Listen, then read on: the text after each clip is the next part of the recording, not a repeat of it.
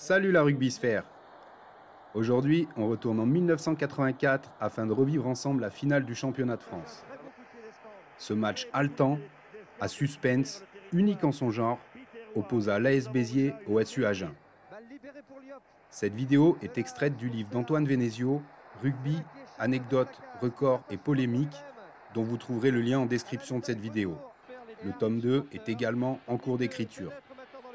La mise en image de cet extrait a été possible grâce aux vidéos de la chaîne Rugby Back que l'on remercie chaudement.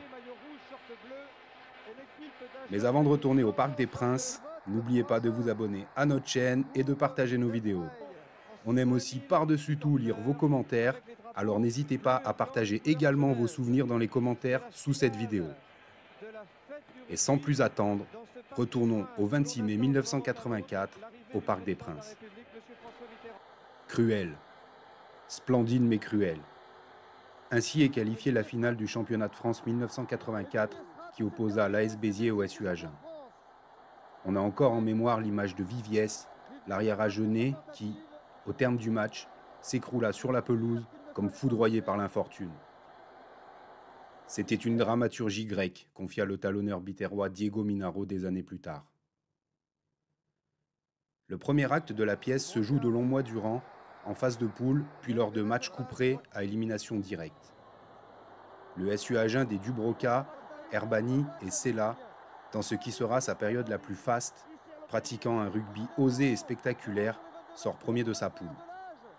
Les Agenais battent ensuite 2 fois le Stade Toulousain en 8e de finale. Ils se défont ensuite péniblement du SC Groslay en quart, puis disposent du RRC Nice dans la dernière marche avant la finale. Quant au mythique club de l'AS Béziers, il est également à l'apogée de son art. Emmené par les légendaires Palmier et Vacrin, il ferraille d'abord sur une autre scène, celle de la poule 1. Il y donne la réplique, entre autres, au Stade Ossès Tarbé, au Stade Bagnéret et au FC Oloron. Les Héroltais terminent également à la première place du groupe. Puis, ils écrasent la section paloise en 8e de finale. Ils retrouvent ensuite en quart le Stade Ossès Tarbé et arrachent la victoire en demi-finale face à l'AS Montferrand. Le 26 mai, les deux équipes s'affrontent en finale pour la 3e fois de l'histoire. Avantage aux Agenais qui ont déjà battu 2 fois les Biterrois à ce stade de la compétition. La première fois en 1962 et la seconde en 1976. Cette année-là, ils ont dominé la bande de méchants Biterrois menée au combat par Palmier, Paco, Estève, Saïssé, Vacrin et consortes. La victoire avait été longue à se dessiner et fut scellée par une pénalité passée à la 109e minute. L'intrigue est ainsi nouée, le deuxième acte peut commencer. Les deux équipes ne déjoueront pas et resteront chacune fidèles au rugby qui les ont menées en finale. Un véritable affrontement de style. Béziers imposera un gros défi physique aux Agenais qui répliqueront par un jeu ouvert sur le large. Le choc au sommet accouchera d'un match intense, un chassé-croisé qui tiendra le Parc des Princes en haleine jusqu'au bout.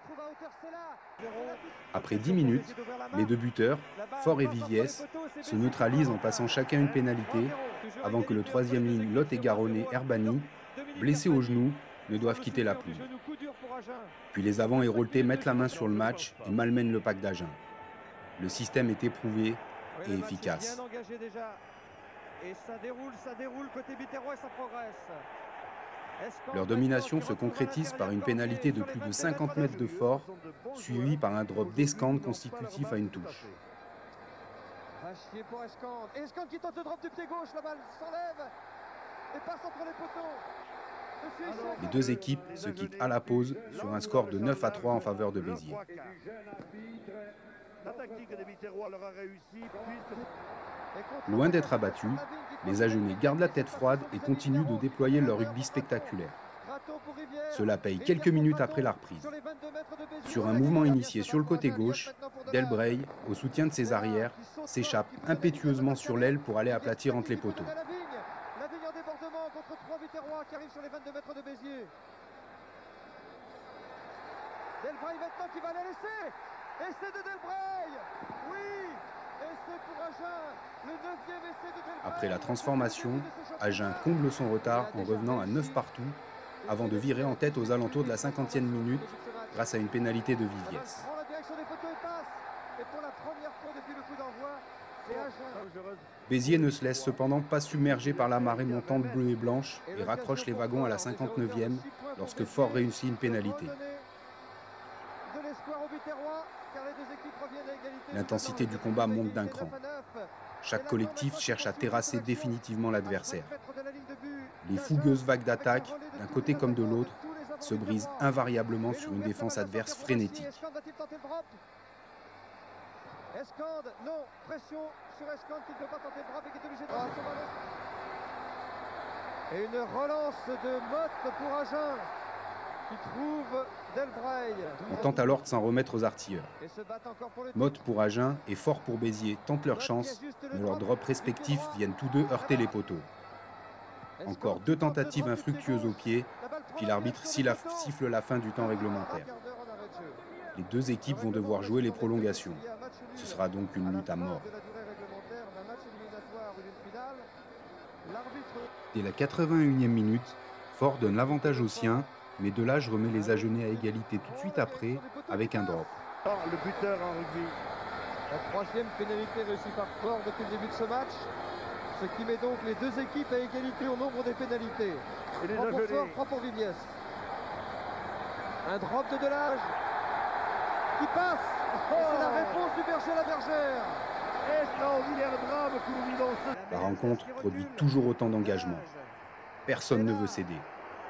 Les Lot et Garonnais continuent à jouer tous les ballons, à relancer tous azimuts, tandis que les Biterrois adaptent leur jeu afin d'économiser leur pack. Nous relancions de partout. Nous pensions que les Biterrois allaient craquer, mais ils ont tenu. Ils avaient arrêté de pousser en mêlée, ils ne relançaient pas. Ils se fatiguaient moins, indique Delbreil plus tard. La débauche de jeu aurait tout de même pu être fatale à Agen. Dans les 22 mètres, le SUA amorce une relance, mais le centre rouge et bleu Fabrice Joguet, bien monté en défense, cartonne Philippe Sella au moment où celui-ci arme une passe. Jean-Paul Manu Medina, qui a bien suivi, intercepte le ballon et file aplatir en terre promise.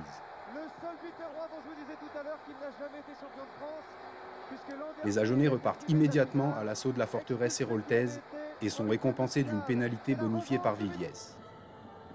À la 96e minute, Vacrin perd son sang-froid dans un regroupement et offre 3 nouveaux points à Agen. À cet instant de la rencontre, le score est de parité, 21 à 21. Il n'évoluera plus jusqu'à la 110e minute.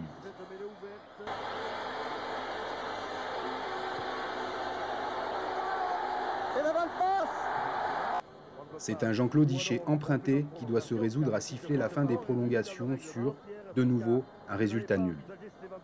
Charles Durand, le patron des arbitres, quitte les tribunes et rejoint le corps arbitral sur la pelouse. Après un long moment de tergiversation, il apparaît clairement que le règlement, qui a dernièrement évolué, doit être appliqué à la lettre. Les équipes sont à égalité parfaite, avec un essai transformé, un drop et 4 pénalités de part et d'autre. Le 15 de France devant partir en tournée en Nouvelle-Zélande dans la foulée, il est hors de question de faire rejouer le match. Le titre se départagera donc, pour la seule et unique fois de l'histoire du championnat de France de rugby, au tir au but.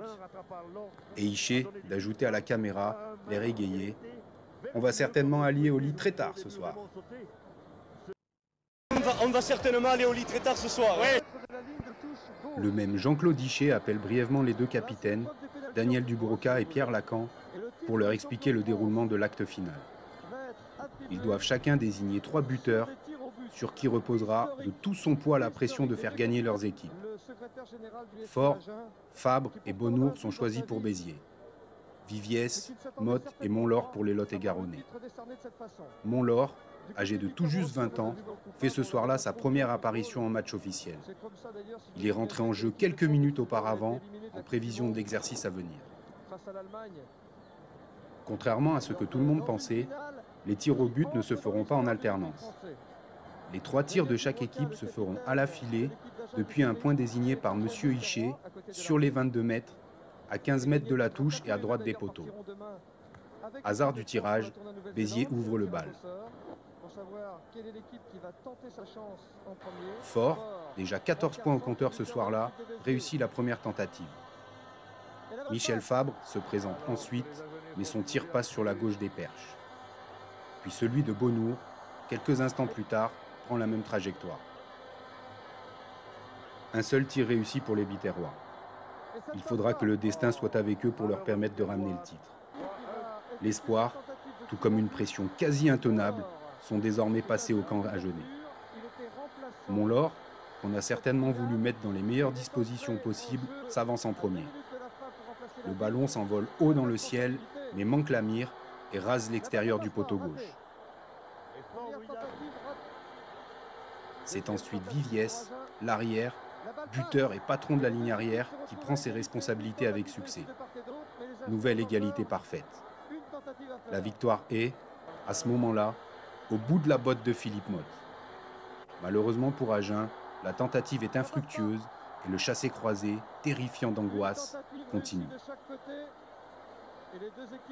On prépare alors la deuxième série de tirs qui se tiendra cette fois sur le côté gauche des poteaux. Nous sommes repartis à gauche et nous étions tous droitiers.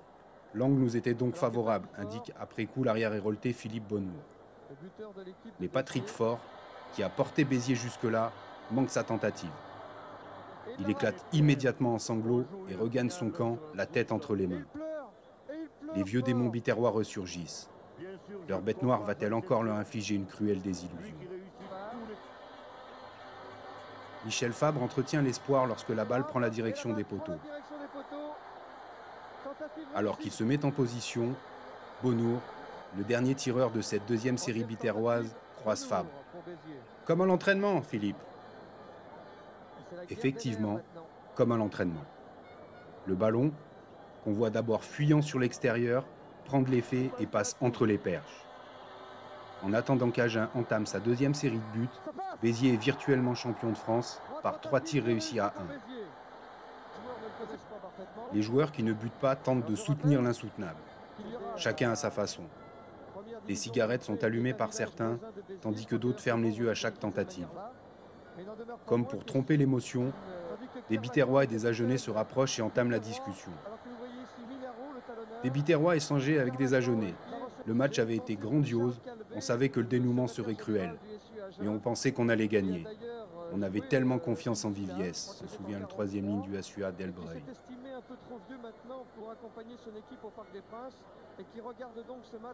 Les 3 buteurs lot-et-garonnais se remettent en selle pour la deuxième série de tirs.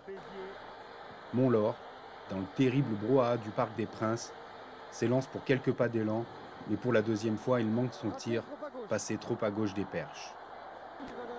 Agen sait qu'à cet instant, il ne peut plus gagner le match, mais simplement arracher une 3e série de tirs au but. Viviès a la charge d'entretenir l'espoir. Il cale le ballon avec une petite motte de terre, comme cela se fait à l'époque, et ajuste légèrement l'angle. L'arrière, le papa des 3 quarts agenais, après un bref instant de concentration, s'élance et distille son coup de patte. La gonfle monte, mais fuit le but en passant sur la droite des poteaux. C'en est fini. La lutte s'achève sur une cruelle mise à mort de l'équipe lot-et-garonnaise. Bernard Viviès s'écroule et reste ainsi allongé sur le ventre, la face contre le sol, tandis que les Héroltais se sautent dans les bras. Leur joie est incommensurable. Ils sont venus à bout de leur bête noire, au bout du bout de l'une des plus belles finales du championnat de France. Ils peuvent exulter, ils le méritent. Ils ont tenu bon, physiquement et mentalement, jusqu'à la fin. La victoire de l'insatiable AS Béziers est d'autant plus belle qu'elle propulse le club et certains de ses joueurs sur des sommets inégalés. 11 finales disputées lors des 14 dernières saisons, avec à la clé 10 boucliers de Brennus remportés. Si l'on ajoute la victoire de 1961, les Héroltais peuvent désormais se targuer de compter 11 titres de champion dans leur escarcelle. Un exploit. Tout comme le fait que le grand Armand Vacrin entre ce soir-là dans la légende en soulevant pour la 10e fois le bout de bois le plus convoité de la planète ovale française. Sans parler du pilier international Jean-Louis Martin, qui remporte son 9e titre pour tout autant de finales jouées. Cette victoire, arrachée de haute lutte, est certainement la plus belle, car ce sera également la dernière. Après cela, Béziers ne disputera plus jamais de finale de championnat. Après une hégémonie sans partage d'une quinzaine d'années, le chant du cygne d'une génération biterroise dorée, crainte et reconnue dans tous les recoins de l'Hexagone, est tout simplement magistral. Chez les Agenais, on évoquera un terrible traumatisme vécu par le collectif. Bien qu'il soit conscient de s'être incliné les armes à la main, après une prestation de haute volée, la défaite restera très amère. Bernard Viviès, longtemps après avoir raccroché les crampons, déclare « Heureusement que j'avais été champion 2 ans avant.